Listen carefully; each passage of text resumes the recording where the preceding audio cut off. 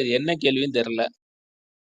அவருக்கு தான் வெயிட் இல்ல பண்றேன். நான் என்ன சொன்னா, நீங்க இந்த யோவான் 1 அதிகாரம் 1 வசனம் 2க்கு நீங்க, அதாவது யோவான் அதிகாரம் 1 வசனம் 1 வசனம் 2க்கு நீங்க ஒரு விளக்கம் கொடுக்குறீங்க இல்லையா? அது வந்து அங்க 2 நபர்கள் கிடையாது, அங்க ஒரு நபர்கள் தானுங்கிறது சொல்லி கிரீக்ல இருந்து ஒரு மொழிபெயர்ப்பு ஒண்ணு கொடுக்குறீங்க. இந்த அந்த மொழிபெயர்ப்பு, அதாவது அந்த விஷயம் வந்து நானும் ஒரு வாதத்துக்கு பயன்படுத்தக்கூடிய ஒரு விஷயம். அதுல ஒரு நபர் தான் அங்க பயன்படுது, அங்க 2 நபர் கிடையாதுங்க. அதுக்கு இவங்களோட விளக்கம் என்னங்கிறது தான் கேட்க வந்தேன். உதாரணமா, அப்படியே நீங்க யூஸ் பண்ற இது வாதமா? என்னது அது? கொஞ்சம் சொல்லுங்க எனக்கு. அதாவது ஆதியிலே வார்த்தை இருந்தது, அந்த வார்த்தை தேவனிடத்தில் இருந்தது, அந்த வார்த்தை தேவனாய் இருந்தது.